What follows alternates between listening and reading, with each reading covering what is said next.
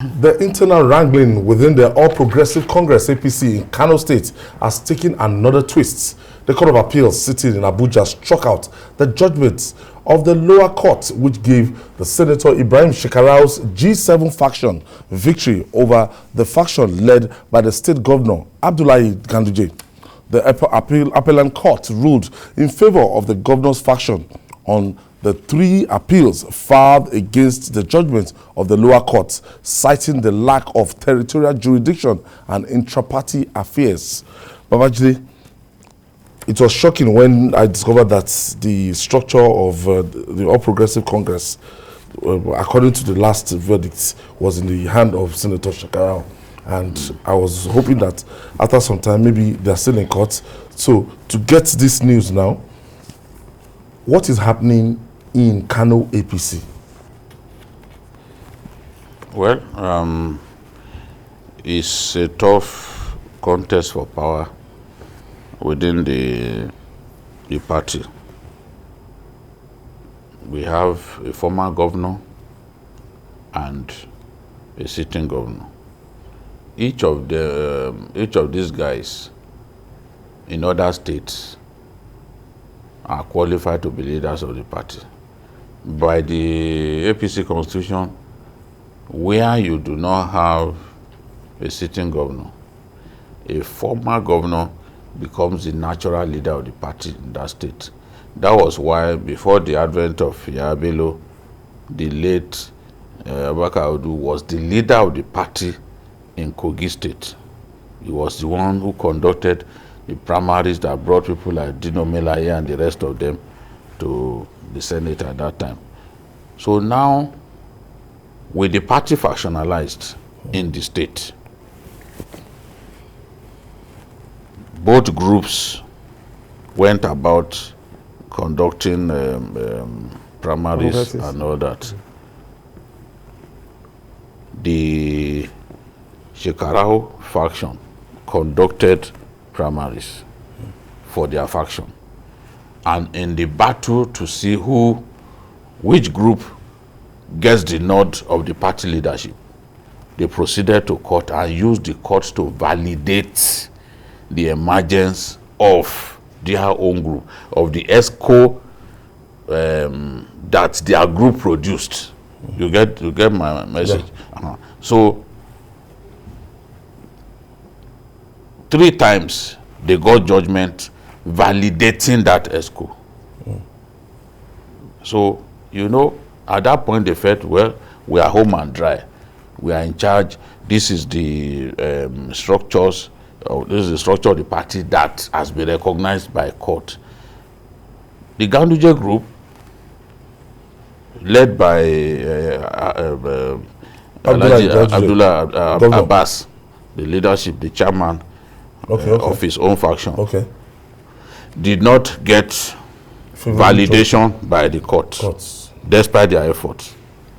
So naturally, the Shekarau group will feel, yes, encouraged, yes, that we are that we won over and over. The party will be compelled to work with us because the courts have said that we are the, you know, authentic this thing. You know, just similar to what happened in the PDP in Ogun State back then, because it was Buruji Kashamu. It was Buruji Kashamu's group. Holding that party by the jugular. Yes, the structures. No, he kept winning in court. That was the thing. He kept winning, and he could not be dislodged. He could not be dislodged. The same thing. This other senator in Kano State. Before they wanted to finish, yes. SARS. Obasanjo said he would be the undertaker of the party. But it took the Supreme Court to take the party off SARS. It was very difficult. It was a hell of a war. So now, what this judgment has done is to return everything to the status quo. This judgment has been interpreted in many ways. But, you know, just as it is in our country, people will always find what really favors them. But what this judge is saying, if you look at the judgment thoroughly, what the judgment is saying is, look, even the Federal High Court that gave judgment the Shekarau group did not have the jurisdiction to do so. The appeal court in the unanimous decision affirmed that the matter was not even a pre-election matter, that it was an intra-party matter. It was neither a post-election or a pre-election matter. Therefore, it did not have jurisdiction to entertain it. He said the appeal court did not have jurisdiction, neither did the Federal High Court have jurisdiction in the first place. So what it then means... So it's a lack of territorial jurisdiction. Yes, that we don't have we don't have the jurisdiction. Now this matter now has to go back to the party. It's the party now that can resolve this matter. Technically, that's the implication of the judgment.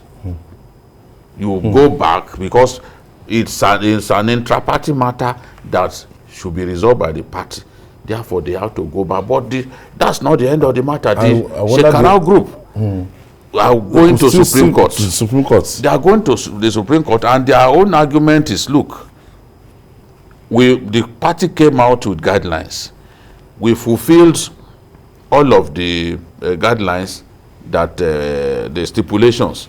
Now, let the Supreme Court uphold the decision of the Federal High Court, which validated the leadership of, the faction of Shekarau. Okay. That is their own argument now, that they are going to the Supreme Court. They are confident that the Supreme Court will uphold the Federal High Court judgment which favored them in the first place. Paul, now, Kano, we know, is like the strength of any political party. Definitely, yeah. The strength of even APC. You remember the 1.9 million votes of 2015, and immediately the 1.9 million votes entered. It did a kind of incalculable damage, Exactly. to every other state. Nobody could.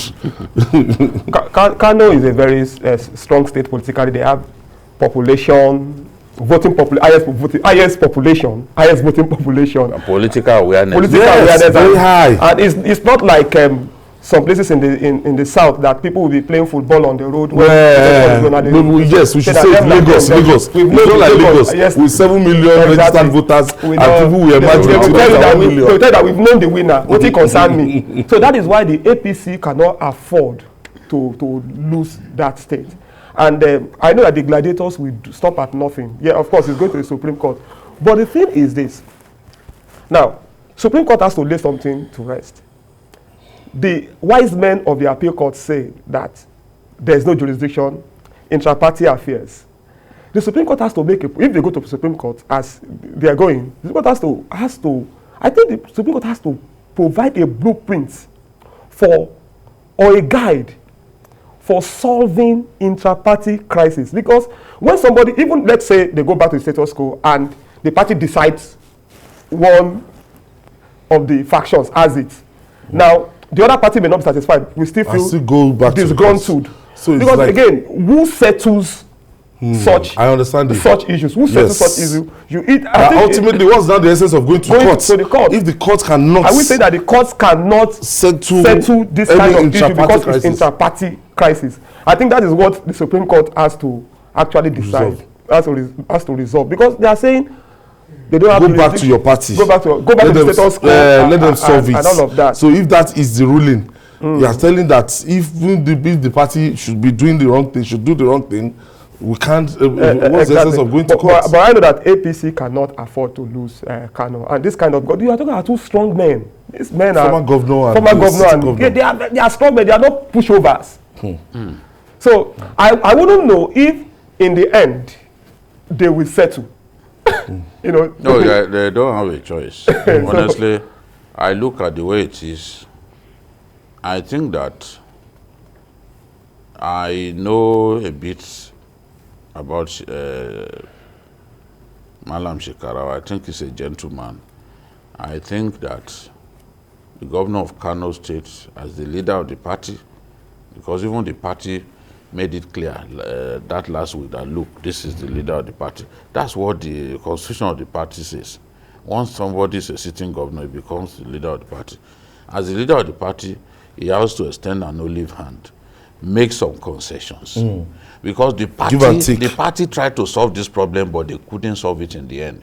Because you then said they should go and meet with one another. These people are in court against one another. People who are in court, even the Yorubas have that saying that you know, something like that. So they were in court and you said they should sit with one another. Of course they will not sit. The one in court first will think that, look, I can win the case. When I win the case, I'm in a position of strength to continue to dominate and all that. So the point I'm trying to make is, I do not see Shekarau going to the PDP, for example. I don't even think that is that kind of person. Going to the PDP to do what? Or to work with... if he goes to the PDP, Kwankwaso, if Kwankwaso is there, exactly, and that's his mortal enemy, they can't be in the same party. That one is not going to happen. Yes, they can't be. It's just like saying that Tahiru Bafarawa and Magataka Dawamako should be in the same party. No, it can't happen now. It can't. It's just not going to happen. The other day they met in the Sokoto airport VIP lounge, and they were abusing one another in public. Are your old men abusing one another in public? So this is not. It's not. There are some no maturity in this thing. I saw the picture of Opus Odima and Rochas Okorocha at the public function. They embrace. There are some people who pretend to one another. There are some people who do not agree to pretend. So Hope hugging Rochas is well. What does that amount to? Even people watching them will know that they are jokers because they are not.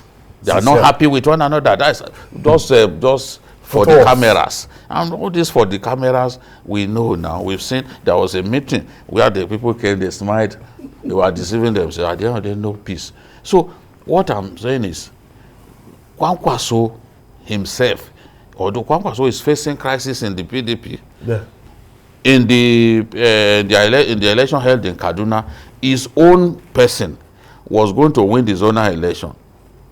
And somehow PDP contrived to not let his candidate not let his candidate have it. People are speculating that. So he thinks that there are probably people in the PDP who do not want him to survive within the party. So perhaps he may come back to the PDP. I mean to the APC if he is convinced that Shekarau has left the group. That is the only way. I've been thinking since this morning that what could happen if Shekarau leaves the APC for PDP because Kwankwaso's days there appear to be numbered. Then he has been denying, but we know. No, we know that they are trying to squeeze him out of the party. What they did to him that time, everyone, you only do that to an enemy. How can you stop his candidate from emerging in the zonal election? You know? So now if Kwankwaso leaves the PDP, maybe that would be a good time for Shekarau to go back there. But I still think that Shekarau has strength and that the governor can manage him better. Okay. If I see, and they can work together. Ganduje and Shekarau can still work together. I believe that is possible. If I can sit before those two old men, if I can sit before those two men, there are things that I will say to them. In my view, it's possible for them to work together. They do not. That friction should not be allowed to degenerate to the level of Kwankwaso and Shekarau. As in, that one has gotten to the extreme. No, they can't. Anybody who tells you that they can be in the same party is a liar. It's just not going to happen.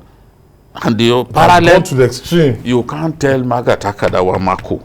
I made the prediction that I said one of these two will leave. And I was not surprised when Tahiru Bafarawa left the APC. Yeah, so these things that people will not agree to work together, whatever happens. You can't reconcile them. You can't. Made up their mind. Politically, will never work together. So this one should just not. Party leaders need to talk to both men. They should not get to that point. That I think the strong people, knowing what is at stake. Exactly. If the opposition, if PDP gets their bearing in Kano, and people must learn to subject their personal interests to that of the party. Now, if their law, if it's conventional that a sitting governor becomes the natural leader of the party, that should be put into consideration. If you need to also respect the fact that this man was a governor, that has to be put into consideration. There has to be a way of coming together. Power sharing. That's what I'm saying. Power sharing. So that everybody, you may not get all. You may not get all. It may not be 50-50. With a governor. You may not get all you want, but you should be acknowledged. You should be recognized. It's kind of if I sharing 50-50 with people over there. Just ask yourself. It's your person now. Is he sharing 50-50 with Ibrahim Shekarau and others? Will he agree? Which governor does that? A city governor. It can't be 50-50. No governor will share 50-50. No matter the situation. It has to be agreed that will not happen. And the old man in Kano, you may see him, he may not talk, you may be looking at him, look like a gentleman. He's a very shrewd and ruthless politician. That's Abdullahi Ganduje. No. It's 50-50. It's not happening.